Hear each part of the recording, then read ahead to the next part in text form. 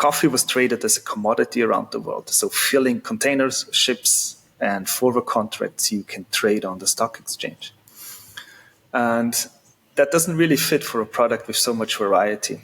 It doesn't have just one description. It has a lot of descriptions, and it's special and it's expensive. So basically, the roasters and producers on each side, they lost the knowledge on how to trade more special products. They didn't have the tools, so no software, partially not even machinery to do it nice. Everything was optimized commodity, and that change had to happen. And that's exactly when we were in Colombia, basically. We've seen the change is required, and the change is what only real measure we understood to deliver more money to the farmers. And we talk about 3 to 4 times more than a fair trade at the time. It was a really, really big change.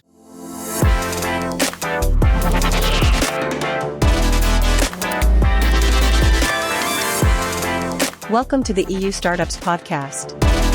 Sit back and enjoy the show hosted by Marcin Lewandowski.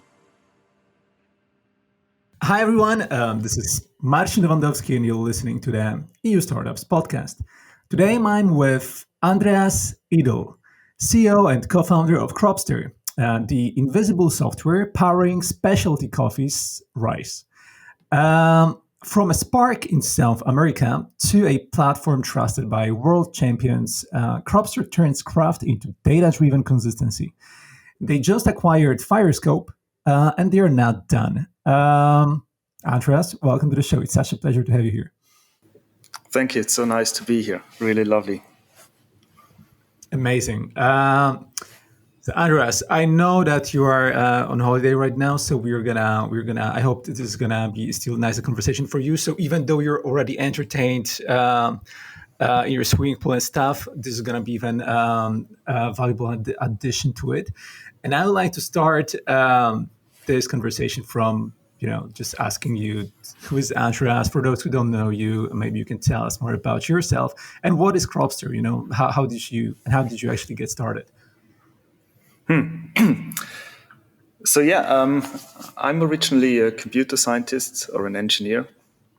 Mm-hmm. I changed from being a chemist before. I was driven about, chemistry very interesting, but I was driven about that I can take a computer and I just can do stuff. And I realized about the power that very easily you can bring ideas to something real and change something real in the world. And that captivated me. And that drove me since university then to this point to starting companies. I also started an NGO on the side, very simple one, but I always tried to found things, to drive them forward, make them real, and change something that's valuable and the right thing. Mm-hmm. And that was also a big motivation behind doing Cropster. When we started out, we were 3 Austrians. And by different circumstances, we landed up in Colombia in an international research organization called CIAT. And that's something that's really a hidden structure, actually, most people don't know about. We have about 9 of these international research centers in the world. Yeah. And they are responsible to research all the staple foods that we consume, like rice and wheat and corn and potatoes and sorghum and stuff like that. And they are literally only here to secure food for all the people in the world. They are non-profit, and that's basically the goal. And these organizations exist now more than 50 years, and to do continuous science around that. Also around today, a big question is, how do we make the stuff that we eat and the plants that grow around us climate resistant, right? How do we secure food for the future? Mm-hmm. That's what drew me a lot, and we got to know each other in Colombia, and we got into coffee, which is a very big part of the GDP in Colombia, a very big export good. Yeah. And coffee was so interesting. It's an industry that's very nice. I don't know how to say it better, but most people stay in coffee because they like coffee. Right. There's a lot of passion in the product. Most people, also on the consuming side, coffee is something nice. Sometimes it's functional. I get that. Mm-hmm. Sometimes you need a coffee, right? Yeah. But it's a nice thing. It's a It's also pleasure. Yeah, healthy, coffee is a but it's pleasure. So pleasurable, right? You meet for a coffee, you take a coffee yeah, break. It's the not a cigarette break; smell, it's a coffee break. It's very nice, yeah, right? yeah. And it smells to you, and it's a lot of it's a passionate product. And obviously, I knew coffee growing up in Europe, but then I was in Colombia, and I've seen that this industry it's very very old, like very Mm, low tech. It's extremely fragmented. And with the work in coffee, I started to realize it's not just in developing countries where we grow the coffee, but it's also on the roaster side and the coffee shop mhm, side. It's an incredibly fragmented industry. It's global, but it's mostly consisting of small and medium enterprises. And mm, that's very interesting because most foods in the world are actually just the opposite of that. There is very little fragmentation in cacao, for example. yeah. But the point was, what we realized that this small structure, small and medium enterprises created a huge variety of different coffee styles in the world, and it's very fascinating to explore that. But Mhm, it also means they were very undertooled. They had very little systems. By being an SME, they're also less productive than big companies. And that was all pressing on the industry, basically. mm, It was a very unproductive setup. And that's why we thought, whoa, if we start to build platform and tools that help these companies to increase or make better what they're doing, exchange information to overcome basically that fragmentation in the supply chain, we can really drive the needle in the right direction, and we can make a whole industry arm basically more productive over time. mm. And that was essentially the motivation why we started out in Colombia in a nice house in Cali. Let's do Cropster. We bought a domain, and then we started out. Amazing. I love the story. I love the story, and I love how it all started in Colombia. And I love that how like you were all like free Austrians, and that like the fact also that you went for coffee, not anything else, because in Colombia, right? That was your main idea. Um, so, Andreas, I know that that Cropster, like you kind of specialize in specialty coffee. So I was wondering more like what is specialty coffee, and like why is the world excited about it? Yeah, I can only fail on that. So I think so. Specialty coffee, I think it's a raw term, and you can think about it that the coffee, I would say, tastes nice or Hmm. better than an average cup, Hmm. and that it was made skillfully. And I know that's very vague. Let me give you an example that basically shines better. Coffee, and most people don't know, coffee is chemically the most complex food item we consume in terms of flavors. It Mm. has 4 times more flavors than wine. Now, let's go to the supermarket in most countries, buy a coffee, and do you really get that variety of flavor? Hmm. And that's a bit a No, sad right? story, but the reality is coffee has such a potential to surprise you. And I mean, that's going from jasmine flavors to sour candy and whatnot. And that's all in the fruit. We Hmm. can do that. And bringing out that specific flavor is a big driver behind specialty coffee to taste that variety and develop that out. Hmm. And that you as a consumer, you can basically go and learn about coffee, and it's a journey that does not end. And that's a big promise I make here to the world. When you start with specialty coffee, it will never get boring. Nice. I like this line. That's better because you start like it is a bit vague. Now I feel it. I feel the specialty coffee. And you said, and also what you said about generally coffee like to be one of the most complex like items in terms of food that we are consuming. So kind of going after that scope, like what's the basic process for producing specialty coffee, like from cherry to cup, and like Yeah. where is quality usually won or lost during that process? Yeah, there is a phrase a friend of mine say that you can only preserve quality. That's the best you can do. I'm not as pessimistic, but really, so coffee grows on the bush, and coffee grows in cherries. You said that already. A cherry is the size of a cherry we grow in Europe, for example. And each cherry has two beans, and they are facing each other on the flat side of a coffee bean. So you can think about how many cherries you have to pick to get a cup of coffee. But so you take that out, and then the main process is it branches out already. And here the variety and fragmentation starts already. So either you leave it in the cherry and you dry the whole thing, and then you peel it, you put it in a bag, transfer it to the place where it's roasted. There you roast it and blend it with other coffees, and you brew it. And the other branch is you take it out of the cherry, you wash it or everything off, and then you dry that. And then you export and roast. There is a lot of mixed processing here, but the point is when we pick the cherry, it will start ferment, and the drying stops the fermentation. Roasting does a lot of chemical things that you also know when you bake bread or when you fry something that turns brown. We call that the Maillard. And then we have the brewing itself, which is doing also a chemical process.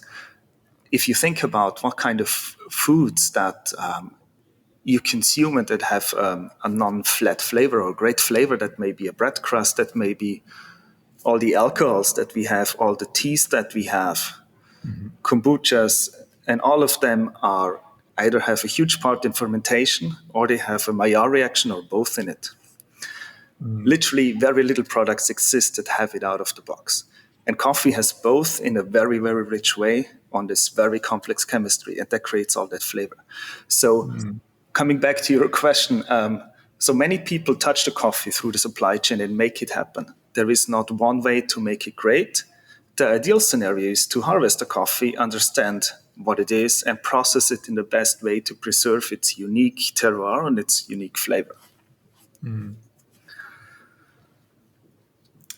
Amazing, Andreas. I could actually hear to you telling me about the process for producing specialty coffee for hours. It's very nice to hear. I can hear your passion, feel your passion coming from it. When you first, maybe let's talk about like smaller holders and emerging roasters for that. So when you first met those small holders and emerging roasters, what frictions kept them out of the premium market? It was basically all friction. It's unbelievable. But there were a few really motivated guys and girls who really wanted to move the needle. And the situation was this. Coffee was traded as a commodity around the world. So filling containers, ships, and forward contracts you can trade on the stock exchange. And that doesn't really fit for a product with so much variety. It doesn't have just one description. It has a lot of descriptions, and it's special and it's expensive, or more expensive than commodities. And so basically the roasters and producers on each side, they lost the knowledge on how to trade more special products. They didn't have the tools, so no software, partially not even machinery to do it nice. Everything was optimized commodity, volume. And then that change had to happen. And that's exactly when we were in Colombia, basically. We've seen the change is required, and the change is what only real measure we understood to deliver more money to the farmers. And we talk about 3 to 4 times more than a fair trade at the time. It was a really, really big change. But if you pay so much more for the product, you want to roast it nice without defects so you can actually sell it. and bring it to a consumer who's willing to pay for that. 100%. And if you cannot do that, it's so hard. It's running against walls. And that's when we came in and tried to solve the problems. Exactly. So what does Cropster provide? And what shows up on a screen that changes tomorrow's roast? So yesterday, what we really came out with, we showed what's happening in a roast machine on a real-time base. So how the temperatures develop and stuff like that. And then we developed an analysis that we took today called rate of rise. It's a very nerdy topic, but it tells you how fast you're raising or not raising. And that's very important in coffee. And with these functionalities, we could suddenly see visually in real time if you're having a defect or not. Before that, people thought it's a thing. It's nature, right? Defects happen. But now we could visualize it, and then suddenly we could develop strategies on how to prevent that. Now we are a step further. We have automations, we have AI prediction into the future, and we can apply that. So we can even see if a mistake would happen in 2 minutes from now, and we can figure out a way to prevent that from happening.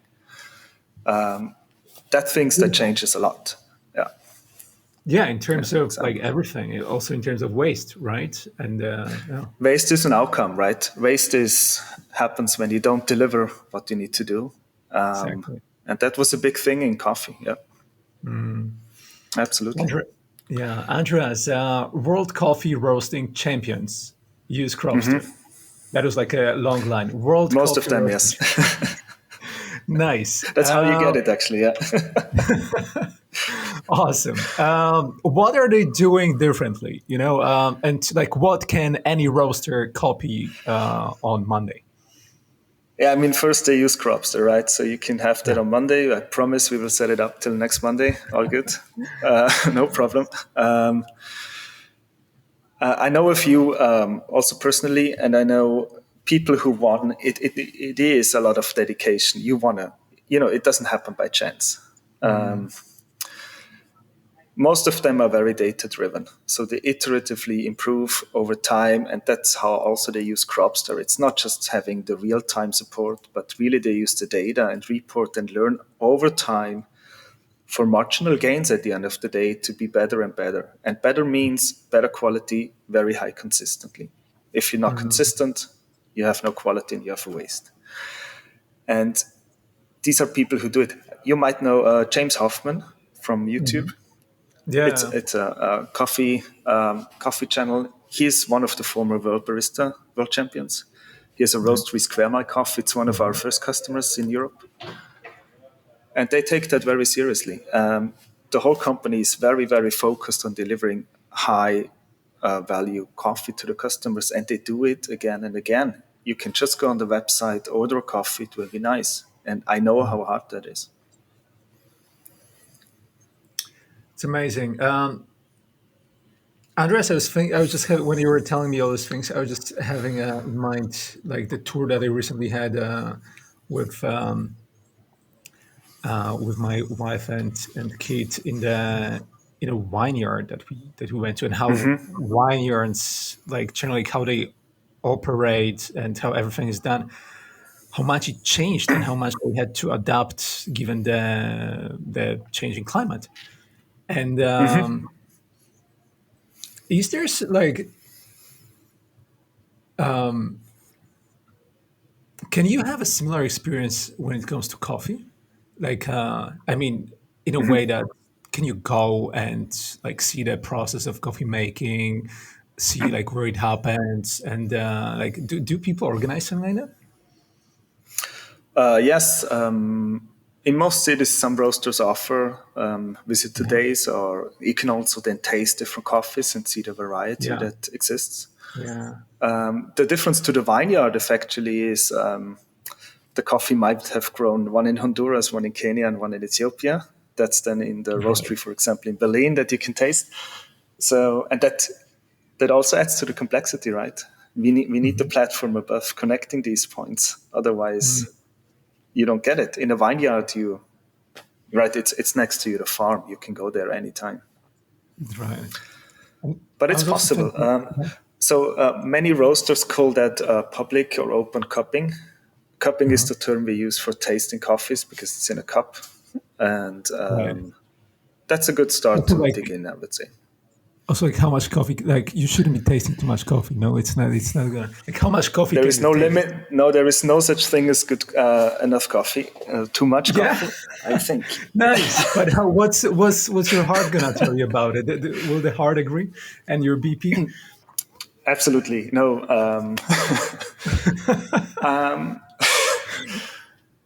I'm Right. not so sure about. So when you take too much caffeine on a professional level, because you taste so many coffees, most people drink a downer after that. Okay. Makes sense. That's roughly how it works.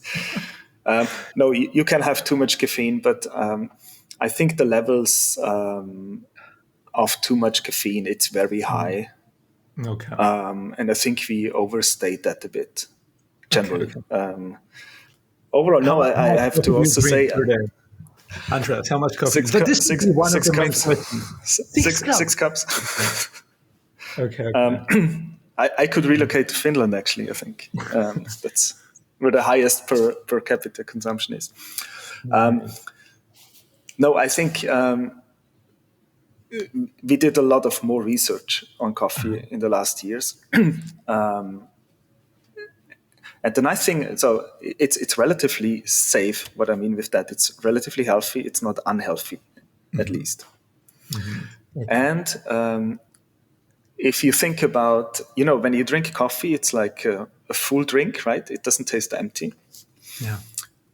And if you compare it to any other drink that you consume that has full body, Yeah. it's either alcohol or sugar. Right. Right. Right. And that's a very huge growth market right now. In coffee, we call it cold brews or ready to drink in a bottle. You buy it in the supermarket. It's in a can or a bottle. This is growing insanely. A customer of ours has, in the US, they doubled their production in 3 years just because of that Yeah. trend. And this trend eats into soft drinks. Yeah. Yeah. There Yeah. is I no saw that. reason to drink a Coke versus a cold brew coffee. I would always take cold brew coffee. It's more healthy and it's nice. I think there's one specifically that I know. It's called Stoke. Do you know this one? Yeah. Maybe I should. No, you should. No. I don't, because I don't know if you're into football or like generally into good cinema. Everyone is into good cinema.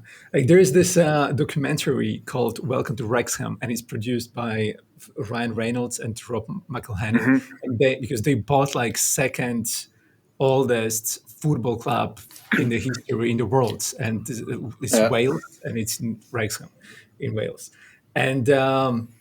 One of the sponsors of the club is the coffee, the cold brew coffee, Stoke, and they had this Yeah. advertised during the show where like they like brought Channing Tatum from the US, and then like the whole team of Wrexham and him were like doing like a magic Mike kind of dance, but doesn't matter. Like probably I went too off the topic, but it's very interesting. No, but You should it's check true, it out. right? It's a Yeah. healthy product that you can consume most of the day. It's nice. Yeah, yeah, exactly, exactly. I'll send you the link after for that to that Thanks. coffee. Yeah. You should check it out.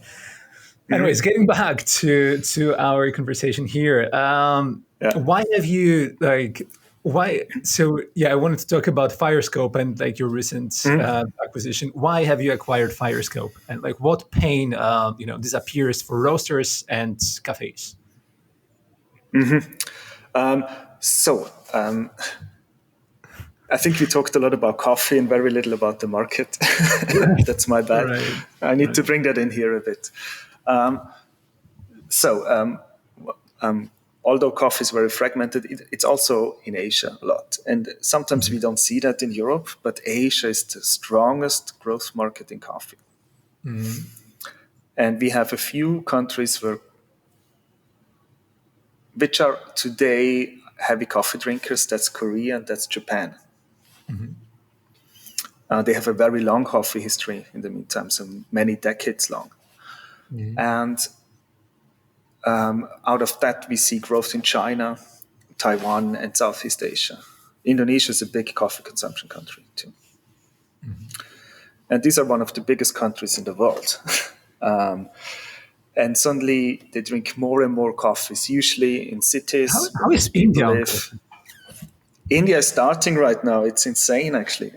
Sorry, we Yeah. didn't see that coming, but we have just connected a very, very big coffee chain across India.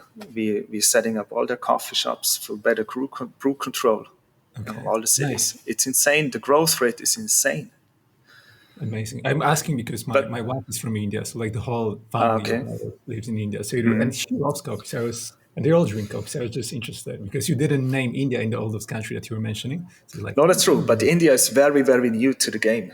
Japan okay. is in it like 7 decades, right? it's, Right, right, right. but the point is, the growth is strong. The cities drink coffee.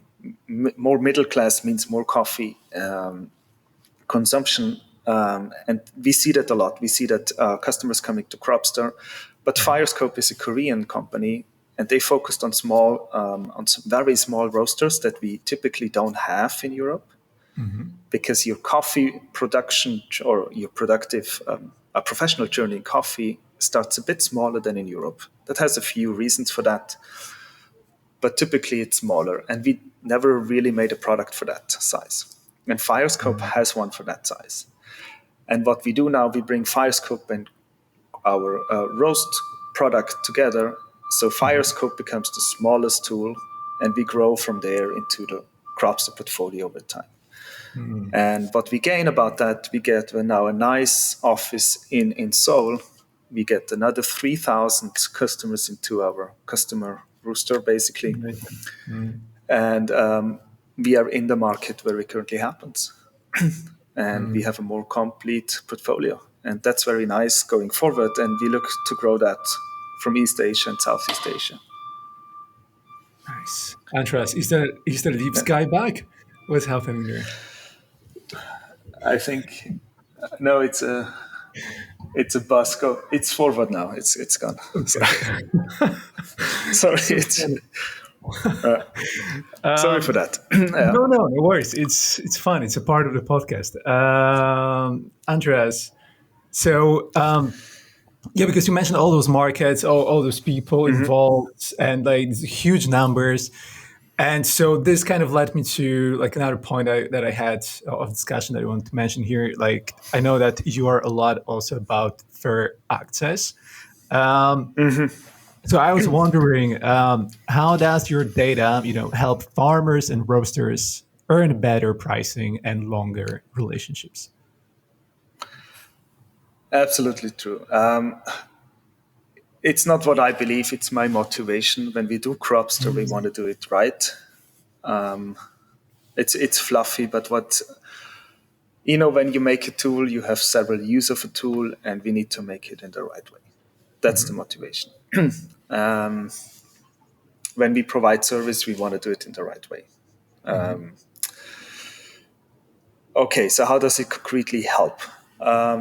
We already covered the topic that a roaster with less waste is more productive. That Yes. helps them to look at more productive things in the same time.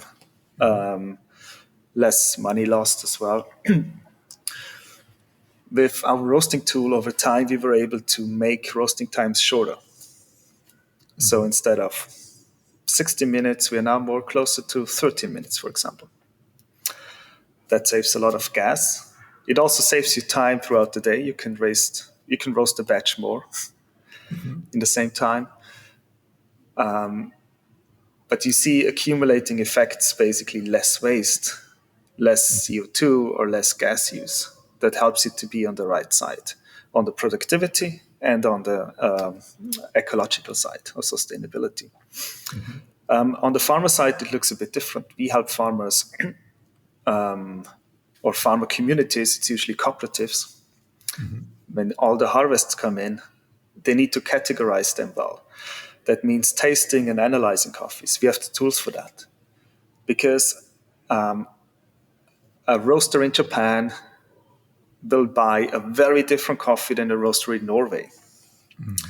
Because culturally, they value different flavors in coffee. and they would pay a premium for one flavor, or it might even be bad. So they would actually not even buy the coffee if it has a specific flavor that the other likes. Right. So you, as a Colombian farmer community, for example, you need to make a decision to whom you sell specific coffees. Mm-hmm. And the right decision here matters a lot about how much money you make at the end of the harvest year. You need to optimize that. And we have tools to actually assess the data and make these decisions. So these are two examples basically that we do here. We also allow them to share information. So when they have an existing relationship that the farmer community can share with a roaster, they exchange information on that. As soon as this is going, you get a feedback channel, and both sides basically benefit from each other. So the farmers understand better what the specific customer wants to have. So they pitch the right coffee samples. With the feedback, they enforce that basically. You have a learning loop, and that keeps them together. Awesome, Andreas. I generally love the whole idea. I love what you're doing with Cropster. I like drinking coffee as well. Maybe not as much as my wife loves it, but I'm a big fan as well. Especially now, I would say specialty coffee and different more enhanced flavors that I would be into. Generally, I love the concept of taking a traditional thing or industry like coffee, and then just equipping it with technology to make it better, to make it thrive, to make it more fair and more sustainable, and so forth and so on. What's next? What's next for Cropster?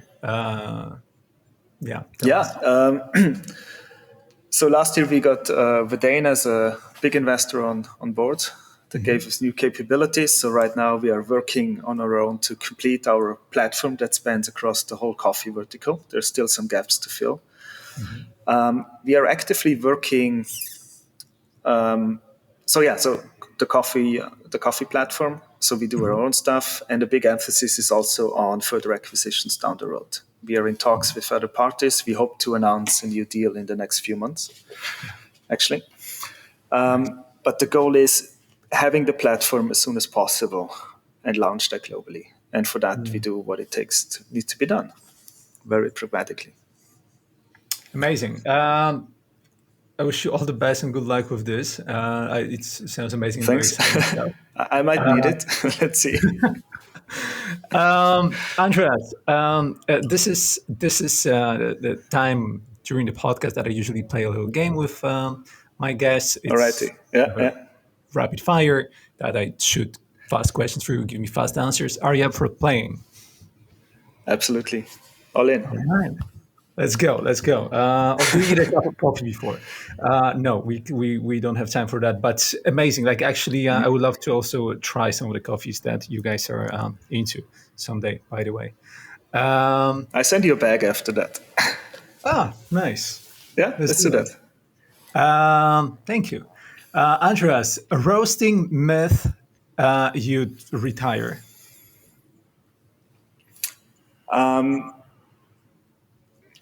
That there is a difference between filter and espresso roast. Okay. It's supposed to be fast answers, so Sorry. it is. But I'm actually interested. Can you expand a bit? I think these are old categories. Why I mean that? These are old brewing methods, filter brewing and espresso brewing.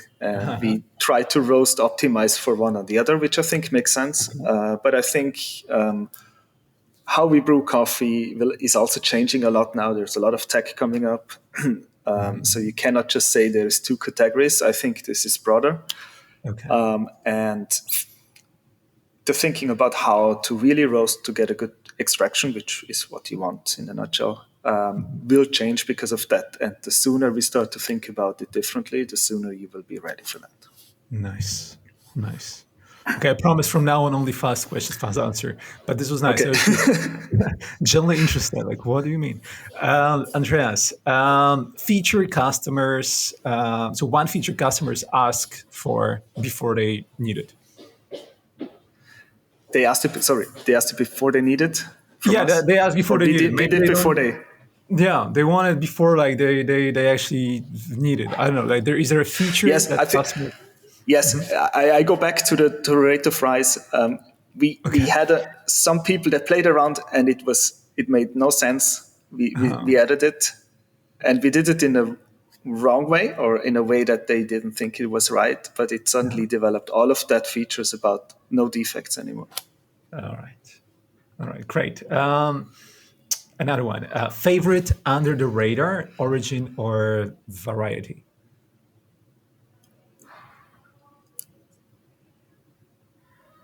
Under the radar. Holy Yeah. crap. Do you have any? Okay, in Europe, Chinese coffees. I think I've never We hardly tried. get any here. Uh-huh. It's actually today a big producer, but Uh-huh. mostly it's domestic. There is Nice. really nice Chinese coffees if you have a chance. Okay. To it. I'll try. I'll look for it. Nice. One data point that best predicts cup quality. For me, it's balance. Mhm. It's a meta value. We capture stuff like body, sweetness, and acidity. Balance means the balance between acidity and sweetness, which I think is Mhm.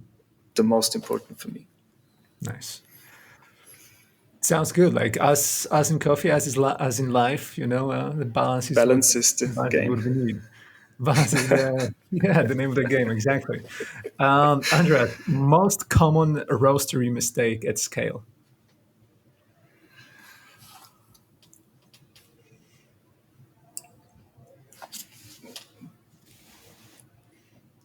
Wow.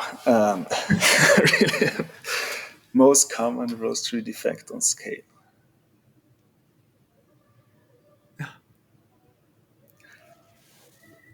I honestly think